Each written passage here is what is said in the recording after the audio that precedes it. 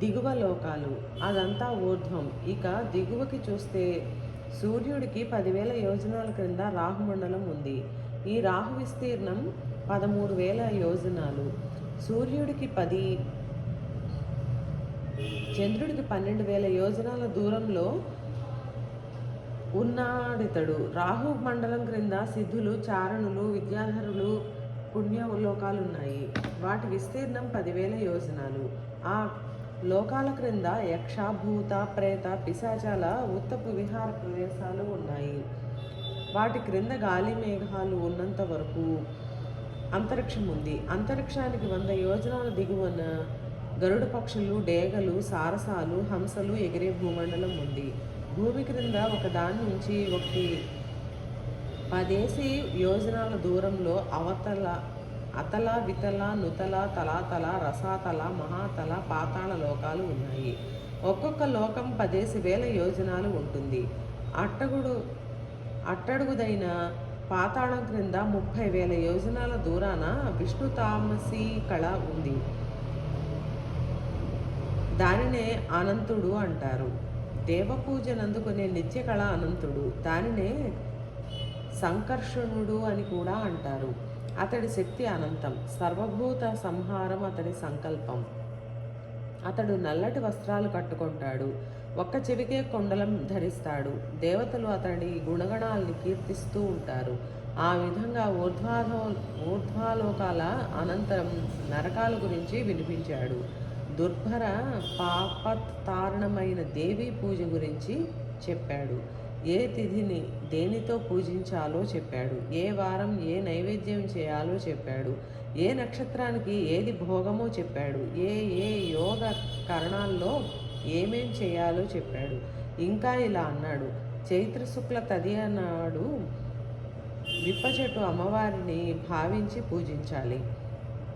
5 రకాలైన నైవేద్యం సమర్పించాలి. అలా చైత్రం నుంచి ఫాల్గుణం దాకా 12 నెలలు ప్రతి నెల శుక్ల తదియ నాడు విప్ప చెట్టులో దేవి ఆవాహన చేసి పూజిస్తే ఆమె ప్రసన్నమవుతుంది. అప్పుడు ఆమెను ఎలా స్తుతించాలి.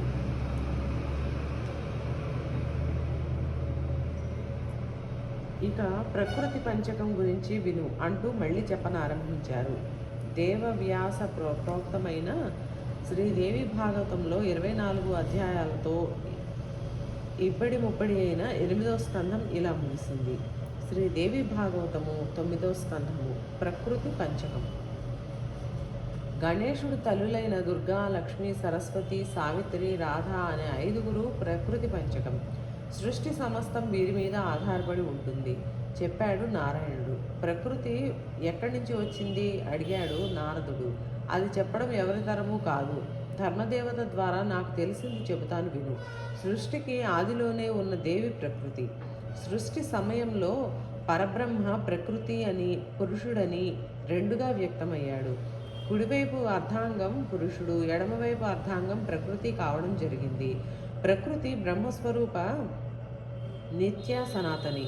పరబ్రహ్మ యొక్క అనురూప గుణాలని ఆమెలో ఉన్నాయి. అందుకే పరమయోగులు స్త్రీ పురుష భేదం పాటించరు. వారి దృష్టిలో సర్వం బ్రహ్మమయమే. సర్వస్వతంత్రుడు శ్రీకృష్ణుడు పరమపురుషుడు. అతనికి సృష్టి సంకల్పం గలగాలే గాని మూల ప్రకృతి పరమేశ్వరి వ్యక్తమవుతుంది. శ్రీకృష్ణుడి ఆదేశం ప్రకారం 5 రూపాలు ధరిస్తుంది. అదే ప్రకృతి పంచకం. దుర్గా గణేశుడి తల్లి, శివస్వరూప, శివుడి భార్య, శివుడికి శక్తినిచ్చే భగవతి ఆమె సనాతని, పావన చరిత్ర, తేజోరూప. వేదాలు ఆమెను కీర్తిస్తూ ఉంటాయి. లక్ష్మి ప్రకృతి శుద్ధ సత్వ స్వరూపమే లక్ష్మి. విష్ణుమూర్తి యొక్క శక్తి లక్ష్మి. సర్వసంపత్స్వరూప, సంపదధిష్టాత దేవత. ఆమె కాంత, శాంత, అతిదాంత. సరస్వతి వాణి, బుద్ధి, విద్యల అధిష్టాత్రి సరస్వతి. సర్వసంగీత సంధాన తాళకారణ రూపిణి ఆమె. వీణా పుస్తకధారిణి, సర్వసిద్ధప్రద, తృతీయాదేవి. వేదాలామెను జగదంబిక అంటారు. 4 గాయత్రి 4 వర్ణాల తల్లి.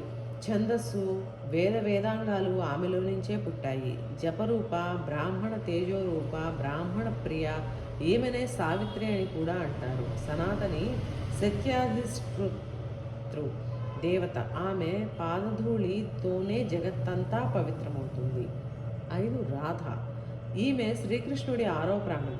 అందరికన్నా అందగత్త, సర్వగుణ సంపన్న, పరబ్రహ్మ యొక్క వామభాగం, పరమాద్య, ధన్య, మాన్య, శ్రీకృష్ణ పరమాత్మ యొక్క రాసక్రీడలో అధీశ్వరి, రాసమండల సంభూత, రాసేశ్వరి, సురసిక, నిర్గుణ, నిరాకార, నిర్లిప్త, నిరీహ, నిరహంకార, దేవేంద్రాదులకు కూడా కనపడదామె.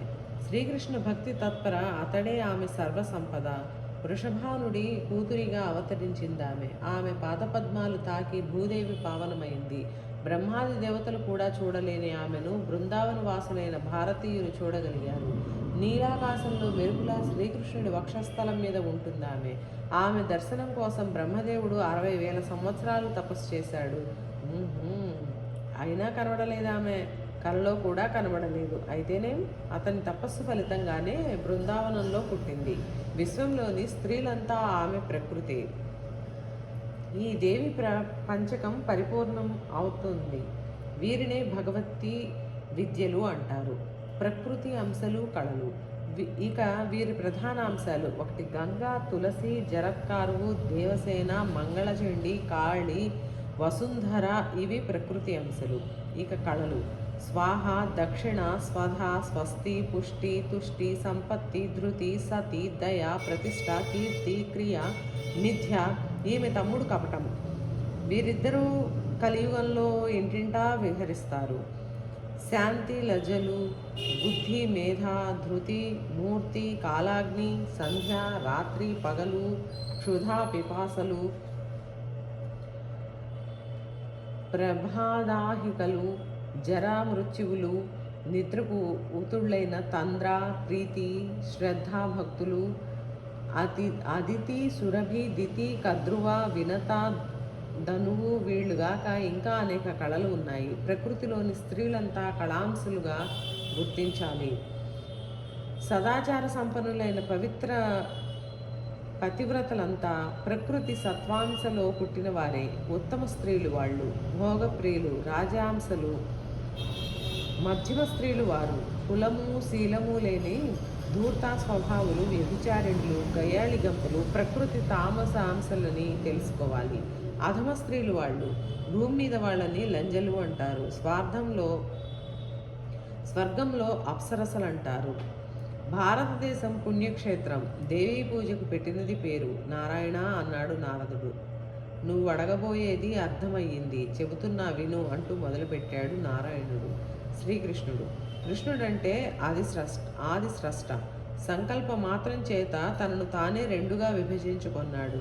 అతడి వామాంశ స్త్రీ, దక్షిణాంశ పురుషుడు. రాసస్వామి శ్రీకృష్ణుడు. ఆ దేవితో రాసమండలానికి వెళ్ళాడు. సుదీర్ఘకాలం సుఖ సంభోగం సాగింది. జగత్పిత రవంత అలసినట్లు అయ్యాడు. ఆ దేవి శరీరం చెమటబొట్లతో నిండిపోయింది. అది విశ్వమంతా వ్యాపించింది. నిట్టూర్పు వాయువయింది. జీవంగల ప్రాణులందరిలో వాయువు నిండింది. అటుపైన మూర్తిమంతమైంది. శ్రీకృష్ణ సంభోగంతో దేవి గర్భవతి అయ్యింది.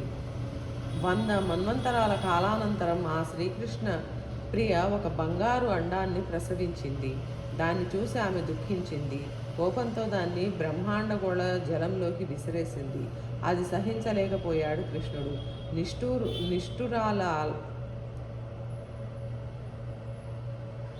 నిష్ఠురురాల గొడ్రాలి వైపో, నీ అంశలో పుట్టిన దేవతా స్త్రీలున్నూ గొడ్రాళ్లే అయిపోవాలి అని శపించేశాడు. ఇంతలో ఆమె నాలుక కొన నుంచి సర్వశాస్త్రాధి దేవత సరస్వతి ఆవిర్భవించింది. కొంతకాలానికి కృష్ణప్రియ మూల ప్రకృతి దేవి 2 రూపాలైంది. ఎడమ భాగం లక్ష్మి, కుడి భాగం రాధ. శ్రీకృష్ణుడు కూడా 2గా అయ్యాడు. 2 చేతుల కృష్ణుడుగాను 4 చేతులతో విష్ణువుగాను మారాడు. లక్ష్మీ సరస్వతులను 4 చేతులు విష్ణువుకిచ్చి వైకుంఠం పంపించాడు. 7 మంది మూల ప్రకృతి నుండి పుట్టడం వల్ల, కృష్ణ శాపం వల్ల వారంతా నిస్సంతులే. విష్ణువు శరీరంలో నుంచి ఎందలో పార్షదులు పుట్టారు. లక్ష్మి శరీరంలో నుంచి కూడా ఎందరో ఆమె వంటి పరిచారికలు ఆవిర్భవించారు. గోలోకనాథుడైన కృష్ణుడి రూపాల నుంచి లెక్కాజమ లేనంత మంది గోపకులు పుట్టారు. ఇలా ఉండగా దుర్గా ఆవిర్భవించింది. శ్రీకృష్ణుని స్తోత్రం చేసింది. ఆమెకు రత్నసింహాసనం ఇచ్చాడు స్వామి. అప్పుడే బ్రహ్మ తన శక్తితో కలిసి వచ్చి శ్రీకృష్ణుని స్తుతించాడు. అప్పుడు శ్రీకృష్ణుడు 2 రూపాలయ్యాడు. దక్షిణాంగా కృష్ణుడుగానే ఉండి వామాంగం శివుడిగా మారింది. సత్యస్వరూపుడు శ్రీకృష్ణుడు పరమాత్ముడు, సర్వమంగళ మంగళుడు. శివుడు అతన్ని స్తుతించి రత్నాసనం అధిష్ఠించాడు. విరాట్ బాలుడు. కృష్ణప్రియ విసిరేసిన అండం ఒక బ్రహ్మయో పర్వంతం నీళ్లలోనే ఉండి 2 రూపాలుగా అయింది. ఒకటి అండంగానే ఉండి రెండోది శిశువైంది. ఆ శిశువు స్థూలం కన్నా స్థూలంగా ఉంది. అందువల్ల ఆ శిశువు పేరు మహావిరాట్ అయింది. దాని తేజస్సు శ్రీకృష్ణుడి తేజంలో 16వ వంతు ఉంది. అతడే శ్రీ మహావిష్ణువు. అతని రోమకూపాల నిండా ఎన్నో బ్రహ్మాండాలు ఉన్నాయి. వాటిని లెక్క పెట్టడం కృష్ణుడికే అసాధ్యం అనిపించేటన్ని ఉన్నాయి. ఎన్ని బ్రహ్మాండాలున్నాయో అందరూ బ్రహ్మలు, అందరూ విష్ణువులు, అందరూ శివులు ఉన్నారు. అన్ని 3,00,00,000 మంది దేవతలు ఉన్నారు. ఆకలితో రోధిస్తున్న ఆ శిశువు జ్ఞానోదయమై శ్రీకృష్ణుని ధ్యానించాడు. ప్రత్యక్షమయ్యాడు ప్రభువు. నాయన, 4వ జ్ఞానివి కావోయి. ఆకలి దప్పులు నిన్ను అంటవు. నిష్కాముడివి, నిర్భయుడివి. జరామృత్యువులు, రోగ శోకాలు, నష్ట కష్టాలు నిన్నంటవు. నువ్వు ధ్యానంలో నా రూపం చూస్తావు. నీ తల్లి నా వక్షస్థలం అందే ఉంటుంది. నీ ఆమెని దర్శిస్తావు అని చెప్పి గోలోకం వెళ్ళాడు. సృష్టించమని బ్రహ్మని సంహార కార్యక్రమానికి శివుణ్ణి ఆదేశించారు. వాళ్ళిద్దరూ నీళ్ల మీదకి వచ్చేసరికి అక్కడ ఇంకో సాధారణ విరాట్ రూపుడున్నాడు. విరాట్ బాలుడి అంశే అతను, కానీ బాలుడు కాదు. నిత్య యవనుడు, శ్యామలంగా ఉన్నాడు. పీతాంబరం కట్టాడు. నవ్వుముఖంతో వెలుగుతున్న అతని పేరే జనార్దనుడు. అతడి నాభికమలంలో నుంచే బ్రహ్మ పుట్టాడు, సృష్టి ఆరంభించాడు. ముందు సనక సనందనాదులు పుట్టారు. అనంతరం ఏకాదశ రుద్రులు పుట్టారు. విరాట్ పురుషుడికి వామభాగంలో నుంచి విష్ణువు వంటి పుట్టి శ్వేత ద్వీపం వెళ్ళిపోయాడు. ప్రతి బ్రహ్మాండానికి ఒక విరాట్ పురుషుడు, బ్రహ్మ, విష్ణువు, శివుడు ఉన్నారు. శ్రీకృష్ణుడి మంగళ చరిత్రం ఇది. మోక్షప్రదమిది. మొట్టమొదట శ్రీకృష్ణుడు సరస్వతిని పూజించాడు. కామస్వరూపిణి అయిన ఆమె ఆయనను పొందగోరింది. కృష్ణుడు ఆమెను నారాయణుడి దగ్గరకు వెళ్ళమన్నాడు. అలా పంపే ముందు కొన్ని వరాలు ఇచ్చాడు.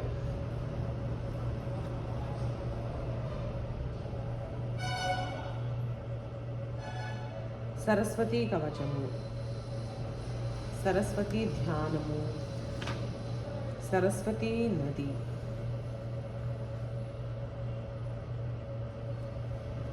అత్యంత శక్తివంతమైన సరస్వతీ కవచమును 5 లక్షల సార్లు జపం చేస్తే సిద్ధిస్తుంది. సిద్ధ పొందిన వారు మహోపన్యాసకుడు, కవీంద్రుడు అవుతాడు. బృహస్పతితో సమానమైన మేధావి అవుతాడు అని చెప్పాడు శ్రీకృష్ణుడు. ప్రతి బ్రహ్మాండంలోనూ మాఘశుక్ల పంచమి విద్యారంభం శుభదినం. ఆనాడు పూజ జరుగుతుందని, ఆమె జగద్వంద్య అవుతుందని వరమిచ్చాడు. సరస్వతీ నది. ఆయన మాట పుచ్చుకొని సరస్వతి వైకుంఠానికి తరలింది. అనంతరం గంగ శాపం వల్ల నదీ రూపంలో భారతదేశానికి వచ్చింది. నారదుడు అడుగుతున్నాడు, సరస్వతిని గంగ ఎందుకు శపించింది? చెబుతా. లక్ష్మి, గంగా, సరస్వతి ముగ్గురు విష్ణువు భార్యలు. ముగ్గురికి విష్ణువు మీద మోహమే. ఒకరోజు సవతులు ముగ్గురు విష్ణువు వద్దనే కూర్చొని ఉండగా గంగ వివసయ్య విష్ణువుపై ముసిముసి నవ్వులు రువ్వసాగింది. విష్ణువును బదులు నవ్వులు నవ్వాడు. కనిపెట్టింది సరస్వతి. ఇద్దరు సవతలు ఇంకా ఇక్కడ ఉండగా మీగింత గులబాటమా అంది. లక్ష్మి సముదాయించిపోయింది. వాళ్ల కలహం చూసి అక్కడి నుంచి తప్పుకున్నాడు విష్ణుమూర్తి. మరింత విజృంభించారు మగువలు. గంగ కాముకతని చూసి కూడా సమర్థించినందుకు గాను లక్ష్మిని చెట్టుగాను నదిగాను అయిపోమ్మని శపించింది సరస్వతి. దాంతో గంగకి చిర్రెత్తుకొచ్చింది. ఓసే సరస్వతి, నిష్కారణంగా లక్ష్మిని శపించావు. ఫలితంగా నువ్వు కూడా నదివైపోయి పాపులుండే నరకంలో ప్రవహించు అంది గంగ. నన్నే శపిస్తావా, నువ్వు కూడా నది వైపో అని ప్రతిశాపం పెట్టింది సరస్వతి. శాపతాపాలయ్యాక తాపీగా వచ్చాడు విష్ణుమూర్తి. అన్నీ తెలుసుకున్నాడు. శుభం అన్నాడు చిరునవ్వుతో. కలియుగం 5,000 సంవత్సరాలు గడిచేదాకా ఉండి అనంతరం నదీ రూపాలలో ఉన్న మిమ్మల్ని ఉద్ధరిస్తాను అని చెప్పాడు.